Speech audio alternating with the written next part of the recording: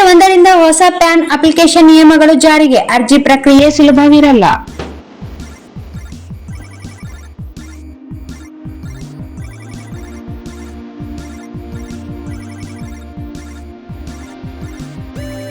ಒಬ್ಬ ವ್ಯಕ್ತಿಯ ಹಣಕಾಸು ಕಾರ್ಯಗಳಿಗೆ ಪ್ಯಾನ್ ಕಾರ್ಡ್ ಈಗ ಬಹಳ ಮುಖ್ಯವಾಗಿರುವ ದಾಖಲೆ ಎನಿಸಿದೆ. ಆದಾಯ ತೆರಿಗೆ ಇಲಾಖೆಯ ಈ ಪರ್ಮನೆಂಟ್ ಅಕೌಂಟ್ ನಂಬರ್ ಅನ್ನು ಒದಗಿಸುತ್ತದೆ. ವ್ಯಕ್ತಿಯ ಬಹುತೇಕ ಹಣಕಾಸು ಚಟುವಟಿಕೆಯನ್ನು ದಾಖಲಿಸಲು ಪ್ಯಾನ್ ಸಹಾಯವಾಗುತ್ತದೆ. ಹೀಗಾಗಿ ಪ್ಯಾನ್ ನಿಯಮಗಳಲ್ಲಿ ಆಗುವ ಬದಲಾವಣೆ ಬಹಳ ಮಹತ್ವ ಎನಿಸುತ್ತದೆ. ಆದಾಯ ತೆರಿಗೆ ಇಲಾಖೆ ಏಪ್ರಿಲ್ 1ರಿಂದ ನಿಯಮ ಪರಿಷ್ಕರಣೆ ಮಾಡಿದೆ.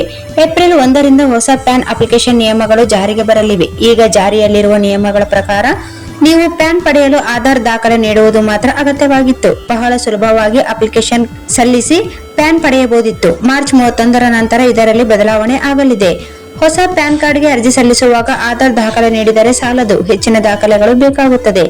ವ್ಯಕ್ತಿಯ ಜನ್ಮ ದಿನಾಂಕದ ರುಜುವಾತಿಗೆ ಆಧಾರ್ ಸಾಕಾಗುವುದಿಲ್ಲ, ಹೆಚ್ಚುವರಿ ದಾಖಲೆ ಬೇಕಾಗುತ್ತದೆ. ಜನನ ಪ್ರಮಾಣ ಪತ್ರ ಅಥವಾ birth certificate, voter ID, passport, driving licence ಮತ್ತು ಎಸ್ಎಸ್ಎಲ್ಸಿ ಪ್ರಮಾಣ ಪತ್ರವನ್ನು ಕೇಳಲಾಗುವುದು. ಅಗತ್ಯಬಿದ್ದರೆ ಅಫಿಡವಿಟ್ ಹಾಗೂ ಇತರೆ ಸರ್ಕಾರಿ ದಾಖಲೆಗಳನ್ನು ಕೇಳಬಹುದು. ಏಪ್ರಿಲ್ 1ರಿಂದ ಜಾರಿಯಾಗಲಿರುವ ಮತ್ತೊಂದು ಗಮನಾರ್ಹ PAN ನಿಯಮವೆಂದರೆ ಹೆಸರಿನದ್ದು.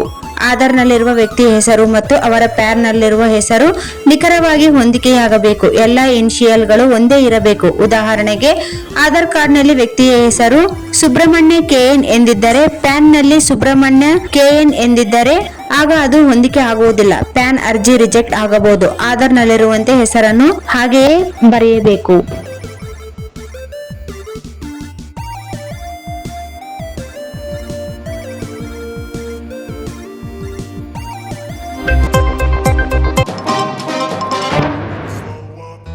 Take shit, I got no love for the fakeness. If you wanna play tough and wanna hate this, I'll always show up.